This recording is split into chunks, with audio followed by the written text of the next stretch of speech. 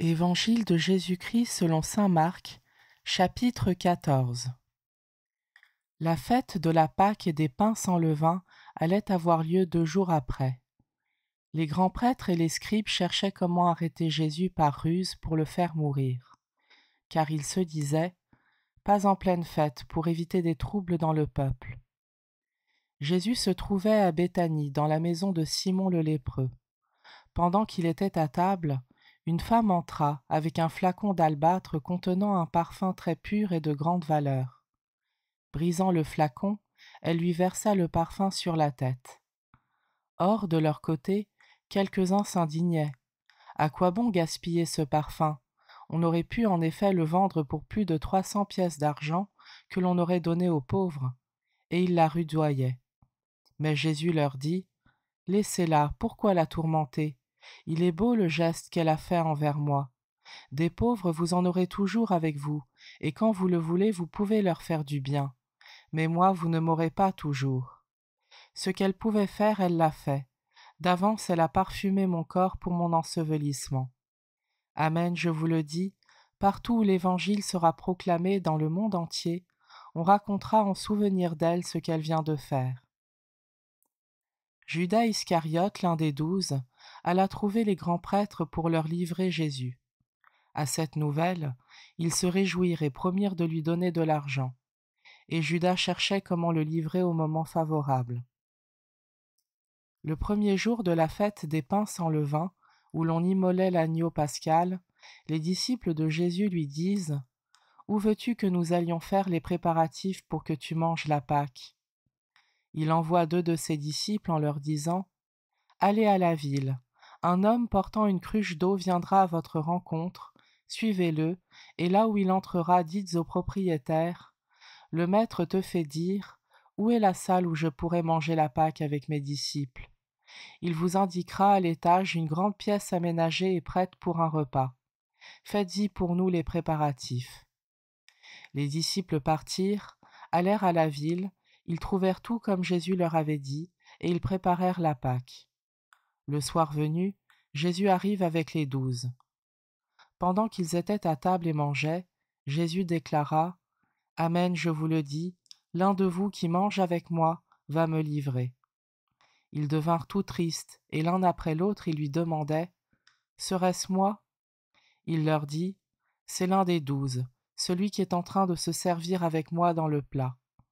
Le Fils de l'homme s'en va, comme il est écrit à son sujet, mais malheureux celui par qui le Fils de l'homme est livré, il vaudrait mieux pour lui qu'il ne soit pas né, cet homme-là. » Pendant le repas, Jésus ayant pris du pain et prononcé la bénédiction, le rompit, le leur donna et dit « Prenez, ceci est mon corps. » Puis, ayant pris une coupe et ayant rendu grâce, il la leur donna, et ils en burent tous.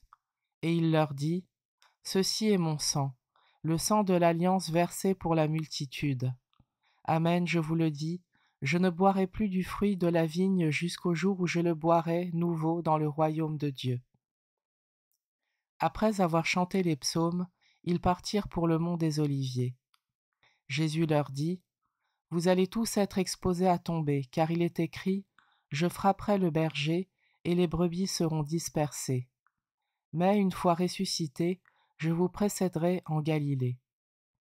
Pierre lui dit alors « Même si tous viennent à tomber, moi je ne tomberai pas. » Jésus lui répond « Amen, je te le dis, toi, aujourd'hui, cette nuit même, avant que le coq chante 2 fois, tu m'auras renié 3 fois. » Mais lui reprenait de plus belle « Même si je dois mourir avec toi, je ne te renierai pas. » Et tous en disaient autant. Ils parviennent à un domaine appelé Gethsémani. Jésus dit à ses disciples « Asseyez-vous ici pendant que je vais prier. » Puis il emmène avec lui Pierre, Jacques et Jean, et commence à ressentir frayeur et angoisse. Il leur dit « Mon âme est triste à mourir. Restez ici, éveillés. » Allant un peu plus loin, il tombait à terre et priait pour que, s'il était possible, cette heure s'éloigne de lui. Il disait « Abba, Père, tout est possible pour toi. Éloigne de moi cette coupe. Cependant non pas ce que moi je veux, mais ce que toi tu veux. » Puis il revient et trouve les disciples endormis. Il dit à Pierre, « Simon, tu dors? Tu n'as pas eu la force de veiller seulement 1 heure? Veillez et priez pour ne pas entrer en tentation. L'esprit est ardent, mais la chair est faible. » De nouveau il s'éloigna et pria, en répétant les mêmes paroles. Et de nouveau il vint près des disciples qu'il trouva endormis, car leurs yeux étaient alourdis de sommeil, et eux ne savaient que lui répondre. Une 3e fois il revient et leur dit, « Désormais vous pouvez dormir et vous reposer. C'est fait, l'heure est venue. Voici que le Fils de l'homme est livré aux mains des pécheurs. Levez-vous, allons, voici qu'il est proche celui qui me livre. » Jésus parlait encore quand Judas, l'un des 12, arriva, et avec lui une foule armée d'épées et de bâtons, envoyée par les grands prêtres, les scribes et les anciens. Or celui qui le livrait leur avait donné un signe convenu, « Celui que j'embrasserai, c'est lui, arrêtez-le et emmenez-le sous bonne garde. » À peine arrivé, Judas s'approchant de Jésus lui dit, « Rabbi », et il l'embrassa. Les autres mirent la main sur lui et l'arrêtèrent. Or un de ceux qui étaient là tira son épée, frappa le serviteur du grand prêtre et lui trancha l'oreille. Alors Jésus leur déclara, « Suis-je donc un bandit pour que vous soyez venus vous saisir de moi avec des épées et des bâtons? Chaque jour j'étais auprès de vous dans le temple en train d'enseigner, et vous ne m'avez pas arrêté. Mais c'est pour que les Écritures s'accomplissent. » Les disciples l'abandonnèrent et s'enfuirent tous. Or un jeune homme suivait Jésus. Il n'avait pour tout vêtement qu'un drap. On essaya de l'arrêter, mais lui, lâchant le drap, s'enfuit tout nu. Ils emmenèrent Jésus chez le grand prêtre. Ils se rassemblèrent tous, les grands prêtres, les anciens et les scribes. Pierre avait suivi Jésus à distance jusqu'à l'intérieur du palais du grand prêtre, et là, assis avec les gardes, il se chauffait près du feu. Les grands prêtres et tout le conseil suprême cherchaient un témoignage contre Jésus pour le faire mettre à mort, et ils n'en trouvaient pas. De fait, beaucoup portaient de faux témoignages contre Jésus, et ces témoignages ne concordaient pas. Quelques-uns se levèrent pour porter contre lui ce faux témoignage. « Nous l'avons entendu dire, « Je détruirai ce sanctuaire fait de main d'homme, et en 3 jours j'en rebâtirai un autre, qui ne sera pas fait de main d'homme. » Et même sur ce point, leur témoignage n'était pas concordant. Alors s'étant levé, le grand prêtre devant tous interrogea Jésus, « Tu ne réponds rien? Que dis-tu des témoignages qu'ils portent contre toi ?» Mais lui gardait le silence et ne répondait rien.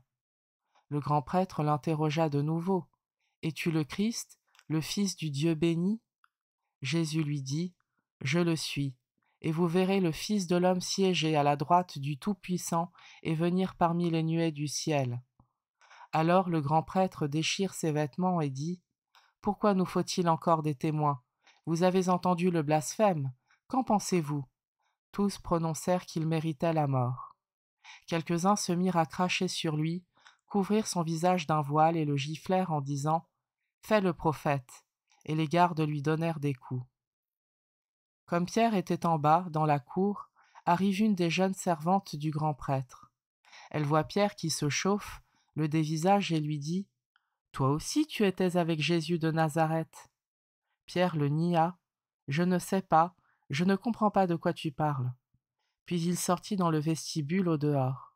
Alors un coq chanta. La servante ayant vu Pierre se mit de nouveau à dire à ceux qui se trouvaient là, « Celui-ci est l'un d'entre eux. » De nouveau Pierre le niait. Peu après, ceux qui se trouvaient là lui disaient à leur tour, « Sûrement tu es l'un d'entre eux, d'ailleurs tu es galiléen. » Alors il se mit à protester violemment et à jurer, « Je ne connais pas cet homme dont vous parlez. » Et aussitôt, pour la 2e fois, un coq chanta.